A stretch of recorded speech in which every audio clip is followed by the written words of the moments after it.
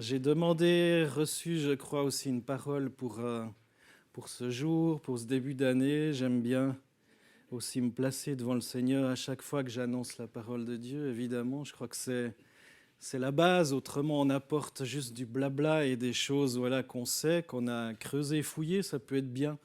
Mais je crois que c'est important que ce soit des flèches qui portent aussi dans nos cœurs. On a entendu déjà au travers de la louange aussi des choses, voilà, la gloire de Dieu, je crois, et aussi cette famille qu'on est appelé à être en tant qu'assemblée, en tant qu'Église, ce corps qui est l'Église et qui s'entraide, qui se donne un coup de main, qui se témoigne de l'affection, de l'amour, et je crois que c'est ça l'Église, c'est un corps.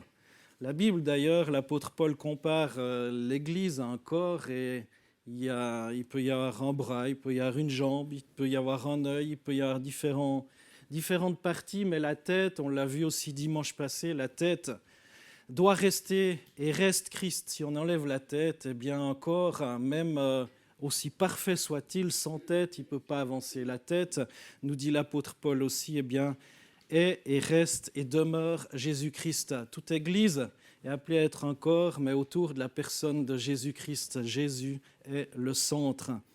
Et les versets que j'ai à cœur de vous laisser pour cette année 2020, on partagera aussi différents thèmes autour de ces deux versets de l'année 2020 qui nous accompagneront à différents moments. J'avais reçu ce verset de Jérémie 29, verset 7, pendant le temps de jeûne et prière qu'on a eu l'automne passé.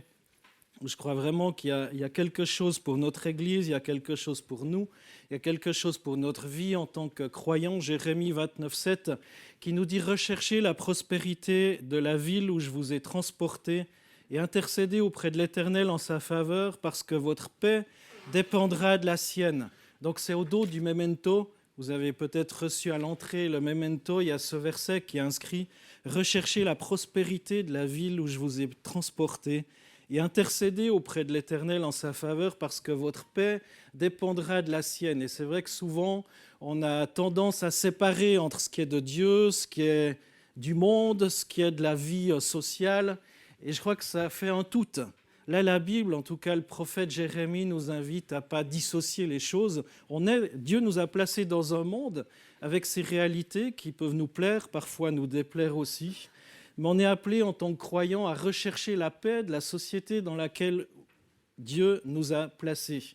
Et dans Ephésiens 3, verset 17, c'est un verset qu'on abordera une prochaine fois, que le Christ habite dans votre cœur par la foi, afin que vous soyez solidement enracinés et inébranlables dans l'amour. Tout un programme qui, je crois, ne sont réalisables que si vraiment on a cet esprit de Dieu en nous. Alors si on fait un petit retour sur notre société, notre ville, on voit que l'humanité est dans une situation extrêmement préoccupante. Il y a différentes crises qui se multiplient. On voit que c'est assez inquiétant ce qui se passe dans le Moyen-Orient, par exemple, avec le général iranien qui a été mis hors d'état de nuire. Et on voit différentes choses qui peuvent se passer en corrélation avec ça. On a pu voir à la fin du siècle précédent la chute vertigineuse de certaines idéologies politiques, mais celles qui demeurent aujourd'hui ne sont pas forcément meilleures pour autant, et elles semblent aussi vaciller, d'où l'angoisse, la désespérance aussi qu'on trouve dans la société partout. Et est-ce qu'on est appelé justement en tant que croyant à être déprimé, découragé, à se dire de toute façon tout est foutu, on n'a plus d'espérance, nos enfants ne vont plus rien avoir à manger, tout va brûler? Est-ce que c'est ça que Dieu veut, ou est-ce qu'il y a d'autres choses en tant que croyants pour nous aujourd'hui? Et c'est ce qu'on va voir. Si on évoque l'état de la planète et ses colères, alors on voit aussi que le moral tombe au-dessous de zéro. Le dérèglement climatique gagne du terrain partout. Les actualités météorologiques nous le confirment à chaque bulletin. Et on va aller en plus beaucoup attendre le Big Bang, ou le Big One, pardon, pas Big Bang, ça il a déjà eu lieu un jour, le Big One, avec le tremblement de terre. Il y a eu différents tremblements de terre et tout le monde dit tous les temps d'années, il y a un gros tremblement de terre qui va venir, on le sait, les géologues le disent, et on pourrait se dire, mais courage fillon, quoi. Ou, justement, changement climatique, incendie un petit peu partout, que ce soit au Brésil, que ce soit maintenant en Australie ou à différents endroits, différentes guerres. Quelle réponse l'Église va donner à tout ça? Il y a les scientifiques qui nous relatent certains événements qui devraient se produire par la suite, mais est-ce que Dieu a aussi quelque chose à dire dans tout ça? Je vous propose juste de prier pour l'Australie. Je crois que c'est important, vous pouvez tous vous lever. Si vous voulez, on peut tous prier ensemble pour ce pays, même s'il est à des milliers et des milliers de kilomètres de la Suisse. Je crois que ce qu'on peut faire aussi, c'est de prier pour que ces feux s'arrêtent d'une manière ou d'une autre. Une fois et demie, la Suisse qui a déjà brûlé. C'est énorme. Ça veut dire 60 000 km² déjà. Eh bien, Seigneur Jésus, prions tous ensemble. Seigneur Jésus, vraiment, tu bénisses cette terre d'Australie, Seigneur. Seigneur, vraiment. Seigneur, que ces feux puissent s'arrêter dans le nom de Jésus. Seigneur, agis, interviens, Seigneur. Soutiens, Seigneur, tous ces pompiers aussi. Soutiens le gouvernement, Jésus. Seigneur, et permets, Seigneur, que ces feux s'arrêtent dans le nom de Jésus. Que les gens puissent crier à toi, Seigneur. Que les gens crient à toi, Jésus. Que les gens recherchent ta face, Seigneur. Les gens recherchent auprès de toi la sagesse. Béni soit ton nom, Jésus. Amen. Alléluia. Gloire à Dieu, Jésus. Jésus. Jésus, que les gens crient à toi dans cette détresse, que les gens fassent appel à toi. Seigneur, viens au secours du peuple australien, Seigneur. Ce pays tellement énorme, ce pays continent, Seigneur, qu'il puisse crier à toi. Fais grâce, Seigneur, et aussi aux nombreux autres pays, Seigneur, qui traversent des crises similaires. Dans le nom de Jésus, Amen. Vous pouvez vous rasseoir. On va lire le texte de Romains 8, versets 19 à 23, qui, je crois, nous donne aussi certains éléments. C'est en effet cette révélation des fils de Dieu que la création attend avec un ardent désir. Car la création a été soumise au pouvoir de la fragilité. Cela ne s'est pas produit de son gré, mais à cause de celui qui l'y a soumise, il lui a toutefois donné une espérance. C'est que la création elle-même sera délivrée de la puissance de corruption qui l'a servi pour accéder à la liberté que les enfants de Dieu connaîtront dans la gloire. Nous le savons bien, en effet, jusqu'à présent, la création tout entière est unie dans un profond gémissement et dans les douleurs d'un enfantement. Elle n'est pas seule à gémir, car nous aussi, nous avons reçu l'Esprit comme avant-goût de la gloire. Nous gémissons du fond du cœur, en attendant d'être pleinement établis dans notre condition de fils adoptifs de Dieu, quand notre corps sera délivré. Je crois que Dieu peut se servir même d'un dérèglement climatique pour pousser les gens à crier vers lui.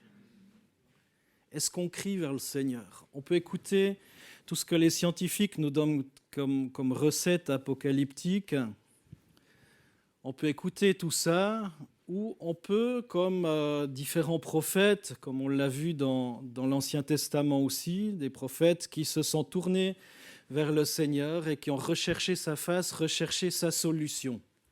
Ce matin, je lisais le texte d'Exode 34 dans ma méditation régulière. C'est Moïse où il a reçu les tables de la loi, où il a été sur la montagne pendant 40 jours. 40 jours et 40 nuits sans rien manger. Et quand il est descendu, Moïse descendit, Exode 34, 29, Moïse descendit du mont Sinaï, les 2 tables du témoignage à la main.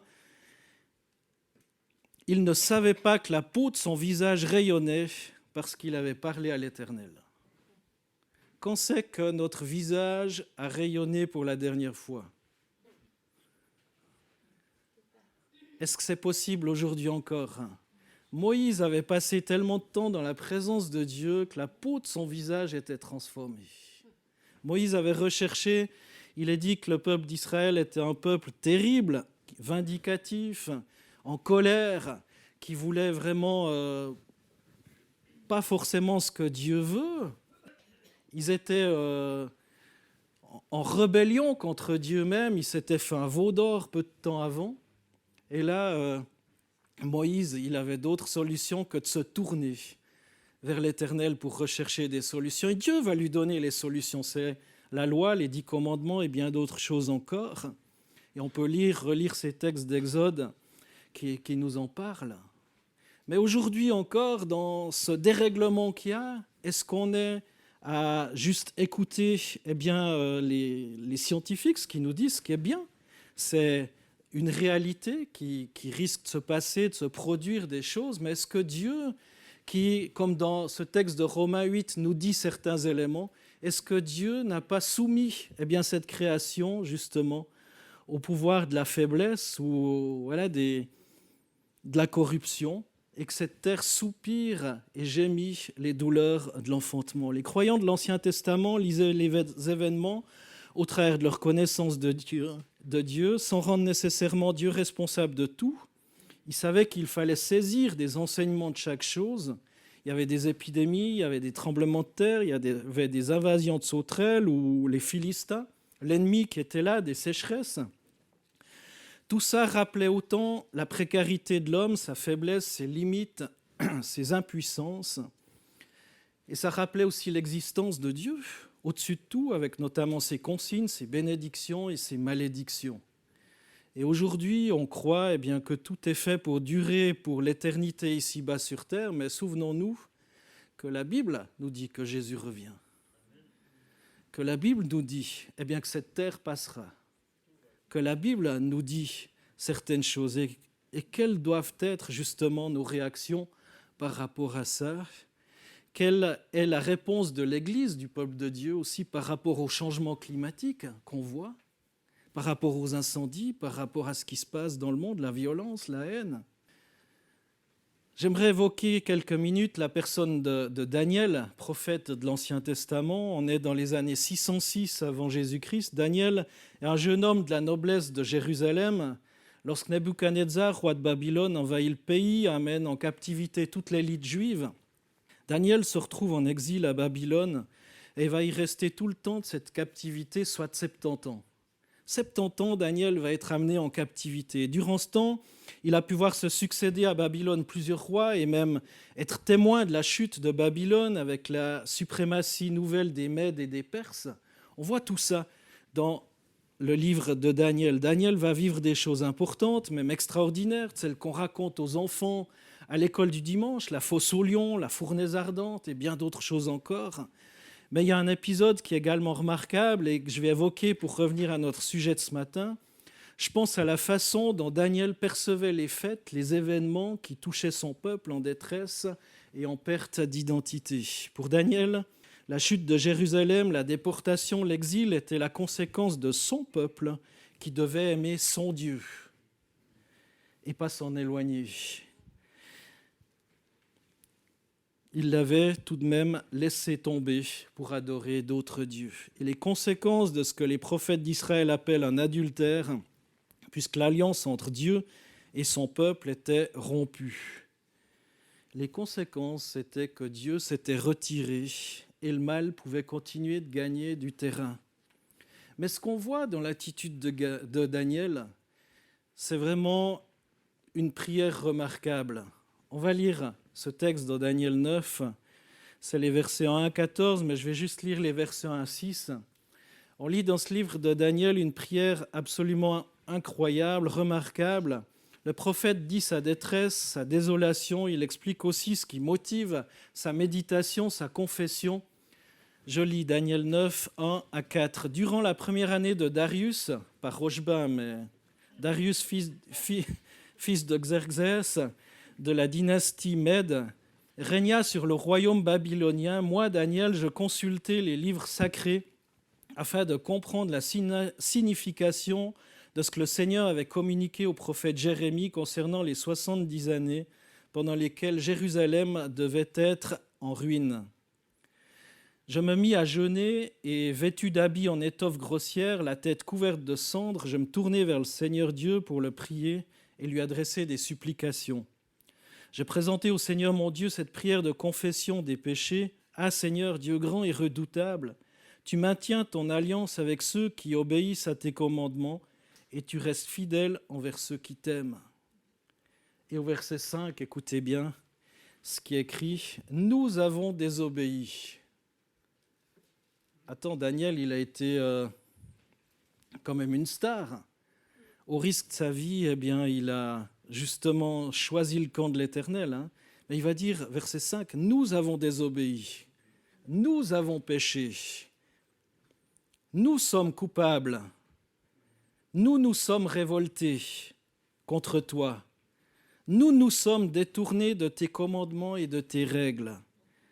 Nous n'avons pas écouté tes serviteurs les prophètes qui ont parlé de ta part à nos rois, à nos chefs, à nos ancêtres et au peuple tout entier. » Et cette prière se poursuit, vous pouvez la lire chez vous si vous le souhaitez. Daniel prie pour son peuple et il mesure que si ce dernier est dans la détresse, ce n'est pas vraiment un hasard. Ce qui est remarquable dans cette confession, comme je l'ai dit, c'est que Daniel se montre solidaire du peuple alors que lui-même a été fidèle. Lui-même a été fidèle. Il est resté fidèle, il a tenu tête lorsque l'honneur de Dieu était en cause. Il a été plusieurs fois menacé à cause de sa foi. Et on voit la constance dans un milieu particulièrement hostile dans lequel il était. Il aurait pu s'élever au-dessus de ses compatriotes et dire à la façon d'un certain pharisien dans l'Évangile, si vous êtes familiarisé avec la lecture de l'Évangile, vous reconnaîtrez d'où vient ce texte. Pharisien par rapport au péager qui va dire « Moi, je ne suis pas comme les autres. Je prie, je jeûne, je suis un parfait croyant. Seigneur, ce que doivent supporter les autres maintenant, c'est bien de leur faute. Ils ont ce qu'ils méritent. » Non, il n'a pas fait cette prière, Daniel. Il va dire « Nous avons désobéi. Nous avons péché. Nous sommes coupables. » Versets 18 et 19, toujours dans Daniel 9, « Seigneur, écoute-nous. Seigneur, pardonne-nous. Seigneur, sois attentif. Par égard pour toi, mon Dieu, interviens sans tarder en faveur de cette ville et de ce peuple qui te sont consacrés. Je continuai de prier, de confesser mes fautes et celles d'Israël, mon peuple, et d'adresser mes supplications au Seigneur, mon Dieu, au sujet de sa montagne sacrée, le mont Sion. » On doit se montrer solidaire du monde parce qu'on est tous des pécheurs. On ne peut pas se prévaloir en disant « mais voilà, moi je suis juste ». On voit Daniel. Alors c'est bien si on peut le dire, c'est encore mieux si on peut l'être, le vivre, d'être dans cette justice. Mais malgré tout, on doit rester solidaire, notre peuple.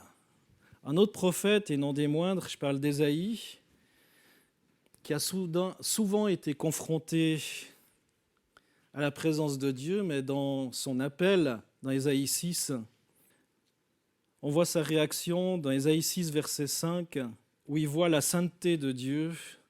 Il va dire « Alors j'ai dit, malheur à moi, je suis perdu, je suis un homme aux lèvres impures, j'habite au milieu d'un peuple aux lèvres impures, et mes yeux ont vu le roi, le Seigneur de l'univers. » Ésaïe a eu une vision de l'Éternel, le Seigneur de l'univers. Et il va dire « Je suis un homme aux lèvres impures, j'habite au milieu d'un peuple aux lèvres impures. » Et pourtant, il aurait pu dire « Mais c'est à moi que Dieu s'est révélé. C'est moi qui ai été choisi parmi tout ce peuple pour être en contact avec le Dieu vivant et vrai. C'est moi le prophète de l'Éternel. » Et il va dire, face à la référence des références, face à l'Éternel, au sein des saints, « Malheur à moi, je suis perdu, je suis un homme aux lèvres impures. » Et c'est pourquoi, à sa suite, on est appelé aussi à dire « nous » plutôt que « eux ». Souvent, on va pointer le doigt sur les autres, sur ce qu'ils font de mal, sur ce qu'ils font de faux. Nous, s'identifier aussi, avoir cette prière remarquable comme Daniel. Et j'ai aimé cette citation de William Booth, pasteur fondateur de l'Armée du Salut, qui a vécu de 1829 à 1912, où il a dit ça: « La plupart des chrétiens aimeraient envoyer leurs recrues au collège biblique pendant 5 ans. Je voudrais les envoyer en enfer pendant 5 minutes. Ça serait beaucoup plus efficace que toute autre chose pour les préparer à une vie de ministère débordante de compassion. » J'aime bien cette citation. Quand j'ai lu ça, je me suis dit, waouh. Se rendre compte de ce qui se passe de l'autre côté, du mauvais côté de la barrière, nous pousserait peut-être un peu plus à intercéder. Alors il y a cette prière remarquable de Daniel. Il y a aussi une deuxième chose que j'aimerais dire, c'est qu'on est appelé à être des porte-parole de Dieu. Puis Dieu touche les lèvres du prophète. C'est dans Ésaïe 6, où Ésaïe va reconnaître qu'il est impur. Mais Dieu va toucher ses lèvres avec du feu pour le purifier, afin qu'il devienne le porte-parole de Dieu. Est-ce que vous vous rendez compte qui que vous êtes dans cette salle? Si vous avez accepté Jésus-Christ ou pas encore, vous êtes appelés à être des porte-parole pour l'Éternel. Pas juste à chauffer une chaise. C'est bien, hein? Merci d'être là ce matin. Ce serait difficile pour moi de parler à une salle vide, mais on est appelés à être des porte-parole pour le Seigneur, des porte-parole de bonnes nouvelles dans un monde qui est prompt à donner des mauvaises nouvelles. Jérémie, dont Daniel médite les paroles, reconnaît son état face à Dieu. Et ensuite, il pourra dire ce qui est juste, ce qui est droit, ce qui est entendu, notamment ce conseil à ceux qui, comme Daniel, sont en captivité. C'est ce texte de Jérémie 29, 7 que vous avez sur votre memento. « Recherchez la prospérité de la ville où je vous ai transporté. » Maintenant, c'est une ville païenne. Tu veux qu'elle prospère, cette ville païenne? Tu t'es trompé, Seigneur. Il faut que le feu de Dieu descende sur eux puis qu'ils soient brûlés, quoi. Ben non, c'est pas ce que Dieu dit. Dieu dit: recherchez la prospérité de la ville où je vous ai transporté. Là où vous êtes, à Fuy, le plus beau village du Valais, ou un autre si vous êtes ailleurs, à Fin-Haut, non. C'est Sarayé? Je sais pas. Enfin bref, je veux pas d'histoire. Saillon? Non, t'as jamais vécu à Fuy. Recherchez la prospérité de la ville où je vous ai transporté et intercédez auprès de l'Éternel en sa faveur, parce que votre paix dépendra de la sienne. Mais où vous êtes, vous pouvez aussi prier, même si ce n'est pas Fuy. Recherchez la prospérité de la ville où je vous ai placé, ou du village, ou de l'endroit, ou du lieu-dit où je vous ai placé. Parce que votre paix dépendra de la sienne. Ça change notre vision, hein? Peut-être votre voisin, votre voisine, le facteur ou que sais-je. Troisième chose que j'aimerais relever, c'est prier. Je l'ai déjà relevé à plusieurs reprises, mais prier, l'importance de prier. Voilà pourquoi je crois important de prier pour tout le monde et d'intercéder pour ce qui se passe. Prier pour ceux qui souffrent. Prier pour ceux qui sont victimes de différentes situations, comme des incendies. On a prié pour l'Australie, on l'a fait ce matin. Super, mais est-ce que demain, on va encore prier pour eux? Puis après-demain? Puis peut-être pour d'autres situations qui vraiment nous touchent. Prier pour ceux qui sont dans des décombres, dans des tempêtes, pour des victimes de tremblements de terre aussi. C'est vrai qu'on est dans un monde d'images. Le téléjournal nous conditionne à voir certaines choses puis à en omettre d'autres. Il y a peut-être d'autres infos qui sont tout aussi dramatiques et qui sont importantes. Priez. Priez pour les victimes de tremblements de terre, priez pour les autorités, pour ceux qui nous gouvernent. Ça aussi, c'est important. On peut crier sur eux, on peut dénoncer peut-être leur manque d'action. On peut mettre sur eux la faute du dérèglement climatique aussi. C'est parce qu'ils ne font rien. Mais chacun de nous, qu'est-ce qu'on fait en fait? On fait tout, hein? C'est bien. Bravo, continue comme ça. En matière de pollution. Oui, oui, j'ai compris. Priez pour la planète aussi dans laquelle Dieu nous a placés. Priez, recherchons. Non pas des solutions toutes humaines, toutes fabriquées, toutes choses, mais un petit peu à l'image de Moïse qui est monté sur la montagne, qui a pris le temps, 40 jours, 40 nuits. Dirait, moi, j'ai pas le temps. Moïse, lui, il avait que ça à faire. Attends, il avait 1 million de personnes de ralus qui attendaient que de le lapider, à s'occuper. Mais il a quand même pris 40 jours et 40 nuits pour aller sur la montagne et être visité par le Seigneur. Alors c'est bien, on vient au culte, 1h30 de temps, si on ne dépasse pas de 5 minutes. Mais on peut le faire aussi à d'autres moments. Être dans la présence de Dieu. Les enseignements de la Bible sont clairs à ce propos. Sans entrer dans une attitude mortifère, je pense qu'on doit effectivement prier pour le monde, sans doute implorer le pardon de Dieu et sa patience. J'ai lu ce témoignage et j'ai regardé sur Wikipédia d'ailleurs pour citer mes sources. Théodore André Monod, né le 9 avril 1902, à Rouen, mort le 22 novembre 2000 à Versailles, un scientifique naturaliste, biologiste, explorateur érudit, humaniste français, grand spécialiste français des déserts, l'un des plus grands spécialistes du Sahara au XXe siècle, et bon nombre de ses 1200 publications. C'est incroyable. Je ne sais pas s'il y a assez de monde pour lire tout ce qu'il a écrit, mais bon, il a écrit 1200 publications, et la plupart sont considérées comme des œuvres de référence. Je ne pense pas que ce que je dis ou ce que j'écris soit considéré comme des œuvres de référence, mais peu importe.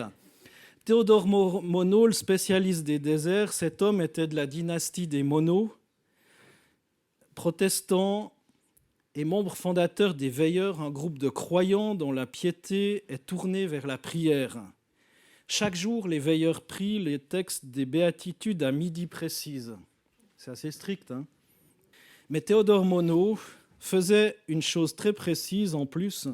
Depuis le 6 août 1944, chaque jour, il demandait pardon à Dieu pour Hiroshima, la bombe nucléaire.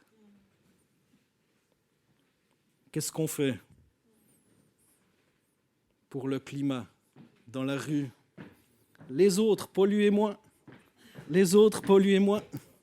Moins de plastique. Les paysans, vous polluez trop, moi pas.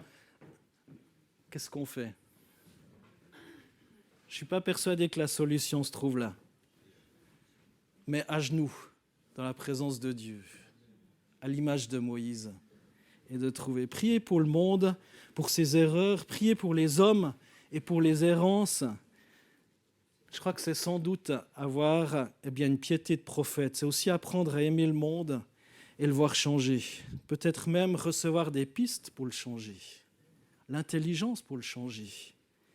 Chacun dans sa mesure, mais pas pour dire ce que les autres font de faux, ce que les politiques font de faux, mais pour être soi-même l'Église de Jésus-Christ au XXIe siècle, une puissance de changement. Paul, qui a parfois été protégé par les autorités, qui a parfois été condamné par elles, va écrire à son fils spirituel Timothée dans 1 Timothée 2 « J'exhorte donc en tout premier lieu à faire des requêtes, prières, intercessions, actions de grâce pour tous les hommes, pour les rois et pour tous ceux qui occupent une position supérieure, afin que nous menions une vie paisible et tranquille en toute piété et dignité. »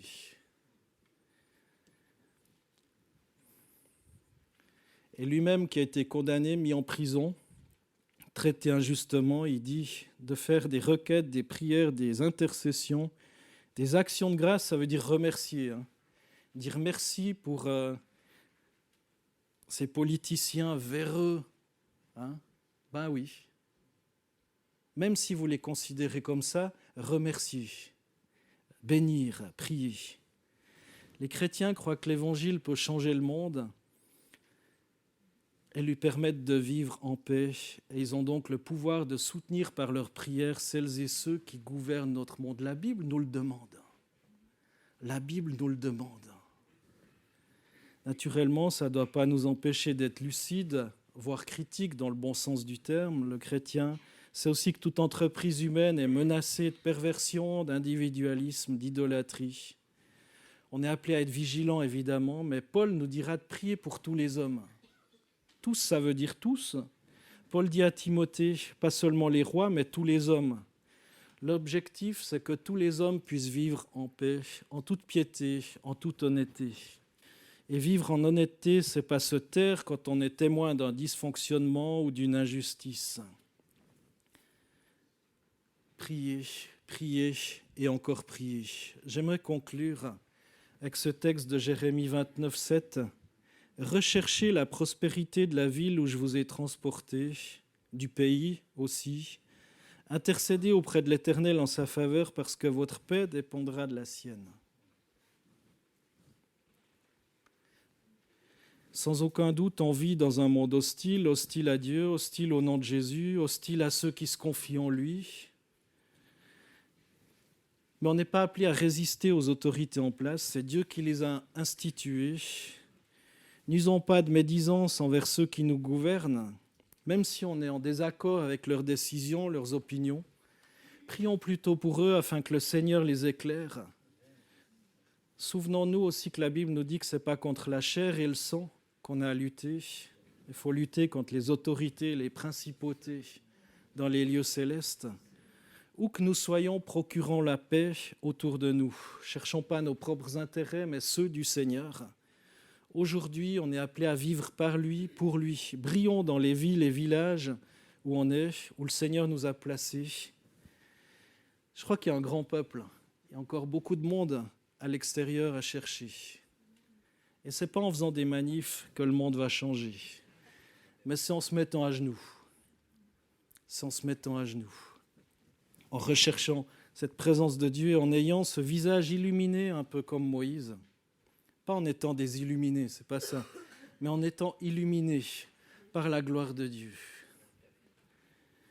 C'est très différent. Par conséquent, on n'est pas appelé à cacher la lumière sous le boisseau, mais à la mettre bien en évidence, que nos paroles, nos attitudes, nos actes parlent du Seigneur.